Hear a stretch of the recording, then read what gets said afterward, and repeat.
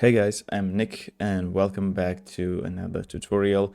This week we are creating this again, reversed, kind of disintegration effect with some strands, and yeah, if we reverse that disintegration strands, we will get some sort of kind of like knitting tutorial or effect. But yeah, this one, I assume you could use that if we want to show recycling plastic, because these plastic bottles, they get either melted in and like they make small strands from those plastic bottles, for example, and from those strands we can create a bunch of different stuff, for example these sunglasses. So yeah, let's get into it. Here we are in Houdini. So I have two geonodes, frame and strands. Grid is for the background, one camera, material network, and one RS light dome, which is again my HDRI. I think I won't touch this HDRI again because literally I'm using this Brown Photo Studio 02 4K EXR texture, HDRI texture in like every of my tutorials lately. But yeah, let's go and explore how this setup is made. So let's dive inside this frame node and check what we have here. So yeah, pretty simple setup. Of course, importing our sunglasses Alembic file. This file is this sunglasses model actually is from the GrabCAD community, which has tons of free 3D models, but usually they are more like a CAD model, so they will need to be optimized a bit. In this case, I used VDB remesh and then used this quad remesher on them, dropping mesh size as usual 3 by 3 by 3, and scale to fit is checked. Then convert back to polygons. We have this really nice grid here, which will help us out a bit later. And yeah, as usually we will need our points. We will get our fire on these points, and then we will drive our disintegration with the fire. And yeah, so after our convert, we drop these points from volume. Point separation set to 0.04. We don't need millions of points here. In this case, just 1513 points. Of course, we will need our burn group, which is set here, group 5. Group type set to points, bounding type to bounding sphere. You can see my stretched sphere here, and I have my points selected. For these points, I drop the attribute create, set the group 5 into the group node here. Actually, group attribute, not the group node, obviously.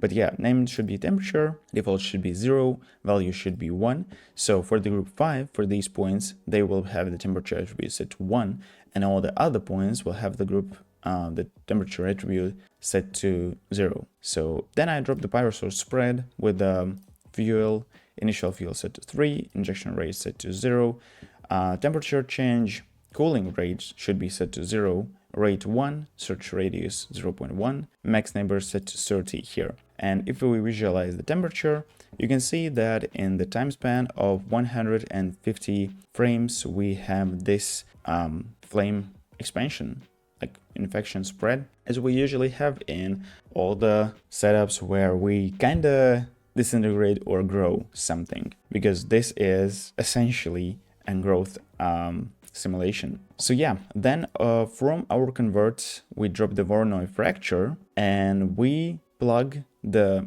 points for Voronoi cells. We plug that from the points from volume, so it goes here. And we need to drag those points specifically from points from volume, because if we go and connect this pyrosource spread here, our Voronoi fracture will be recalculating it each frame, and it will make the simulation time incredibly longer. So that's why we drop these points from volume, so nothing actually changes from frame to frame in this Voronoi fracture here. So yeah, then we drop this assemble node, then we drop this null, which is called out frame, which means that everything is ready for the RBD simulation, but we will need to do a few manipulations with the attribute transfer.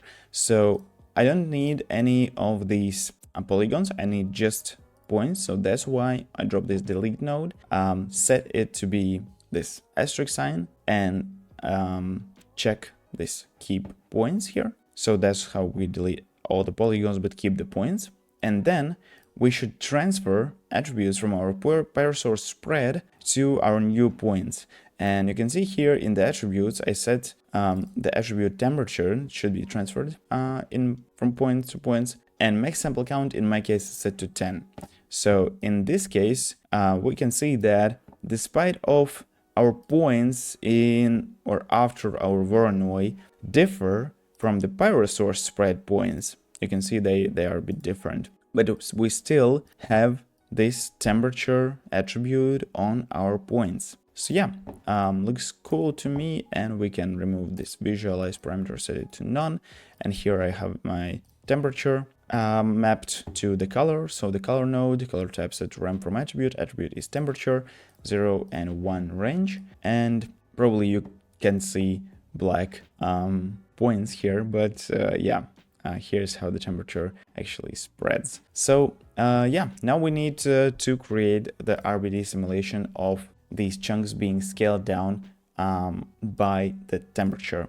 So here in the RBD, in the .NET actually, we have our very basic rigid body simulation. So rigid body solver is here, all the parameters here are default. RBD packed object is set to, object type is set to create deforming static objects, geometry source set to sub, subpath is to our out frame, so here to this one, and in the sub solver we will need to do a few things. So our DOP geometry, our out, and in the middle we should add object merge to get the attributes from our attribute transfer, which is here, which has the temperature. So if we go back to the .NET subsolver, we have our attribute transfer and our attribute triangle. And so here are the few things that we kind of want to do. We will need two variables, two attributes actually. One is the P scale and another one is C scale, which C scale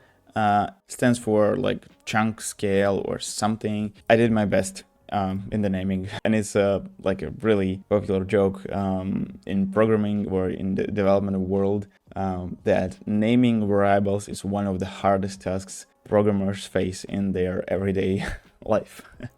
So yeah, here is the float temp, which is our temperature, which we get from the point with this point function. From the first input, we grab the temperature variable of each point and we remap it to be from 0 to 3 to 0 to 1. And P scale is basically 1 minus temperature. So with the spread of temperature, you can see here how the scale of these chunks also decrease, because packed objects are basically represented by points. If we manipulate the P scale, you can see that those points, these points, also are being scaled down. Here at this part, it's really visible. And yeah, it's basically, you can leave it as this, as a separate effect of sort of a disintegration or actually growth. But yeah, for now we will need to add also our strands. And I think that in my final setup, actually, you don't need the C scale. We can go just with the P scale here. So yeah, after our simulation is done, we can file cache it. For this one, I file cached actually like 300 frames, but I used a bit different parameters for my pyrosource spread. So yeah, it's a bit slower than the one we are building right now. But anyhow, we drop the unpack node. We don't need the C scale here in the transfer attributes. For the transform, I have keyframed rotation. Yep, just rotation. And for the color, so here we actually need that C scale that I have deleted, because we somehow cannot access the P scale there, but we can access the custom C scale. And of course, we will need to transfer that attribute here and in our color. Let's make it back here. But yeah, basically you can see how these smaller chunks are getting more of a black color, and as they get smaller, they actually become full black. I don't know, maybe here is better to see. Yep. All right, and then we drop this out disintegration null, which is basically, yep, everything that we needed for this RBD chunk disintegration effect.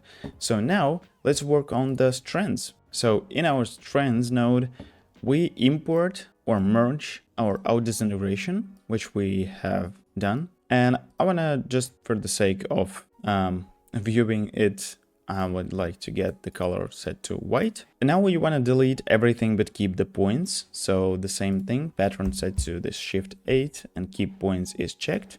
And here's the deal. I think we can make it a bit more interesting than I already done. So what I want to do here is go back to the frame and get this unpack out here, actually after the transform node. And out disintegration should go here. We'll be rendering this one with the color, but this out disintegration, actually unpack goes here. Right, yeah. So we have these exact same points. So now if we go for the strands, you will see that these points are the exact same points that we used, and not the ones that are from the geometry, from the topology of this model.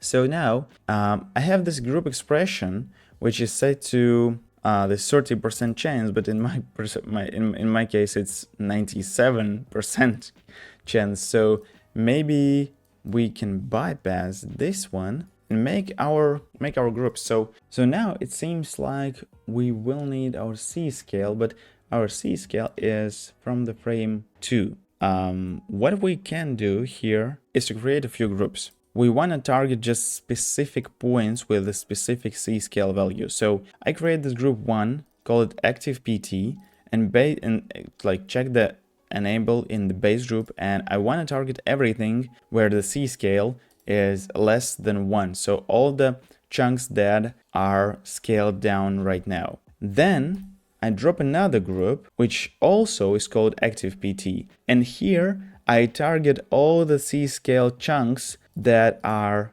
bigger than 0.3. And that's how I can create like a range, you know, like a small area of the chunks that will emit these strands for me. Then we have this attribute triangle with the add pt id equals ptnum, very famous in my tutorials.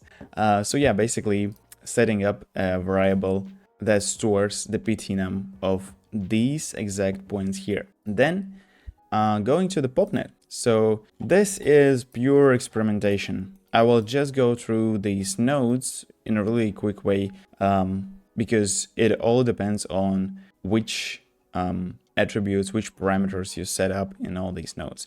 But the main thing that we will need is, of course, our pop solver, of course, our pop object, of course, our source first input, which is set to emission type set to points, geometry, to use first context geometry. Very important thing is to set source group to active PT that we just made. The burst, constant burst rate is set to 1000, and all the other settings are default. Here in the subsolver, we should create these lines, right? So we drop the add. Add is set to by group, attribute name to PT ID, and add by attribute, of course. And then we drop the resample, which in my case, the length is set to 0.04, and create only points is checked. So basically, when we will be emitting these strands, now you see how beautifully they go. No, that's beautiful. All right, so back to our popnet. How to actually make them go in any direction. So base thing here is my pop wind. I can show you here. The wind velocity is set to 5 at y-axis, amplitude 3, swirl size 0.8, turbulence 4, and here the offset is set to $t actually. And if I visualize, you will see how they just fly away to the up. I wanted to add a little bit of swirl, so I added pop axis force with the orbit speed set to 8 and suction speed set to 5, and the shape, you see the shape here. So now if we play it, you can see this really subtle little swirl. Then I also added pop attract to, actually I don't think that we needed that much, but just in case, it attracts to 5 at y-axis. But this is pretty expensive effect, so I wanna reduce the amount of particles, the amount of points actually, as much as I can. So I create this pop kill and select the bounding. I check this enable here and I check this invert, of course, and I set the bounding to be roughly the size of the camera. So I don't see any particles, so we delete all the particles that are sort of not in the camera. So yeah, and we emit all the particles, all the points here. And of course, after we have our points here, we can then drop this add node, select it to be polygons by group, by attribute, and attribute name should be ptid, and boom, we have our strands. Then we cache it out. I have a bit different cache here, but yeah, it should work for your cache too. I want to create another attribute called ptdist. In this case, actually, we calculate the distance between the current position of these points to the 0, 0, 0, to the absolute center. And then we can use that ptdist, in my case, the ranges from 1 to 3, to colorize our strands. And you can see that strands that are far away, they are white. And again, the strands that are closer to our geometry, they are turned into black strands because our frame, our glasses frame is also black. Then I just drop this attribute blur to blur out the colors a bit with the pin border points unchecked, influence type set to proximity, and blurring iteration set to 21. And also then I drop the smooth node to smooth out my strands. I think it's all default here. I could do more. I don't know if I need to actually. Yeah, I don't think that I need to do more blurring strength and more blurring iterations here. But yeah, essentially that's it. Here you see how our strands fly away.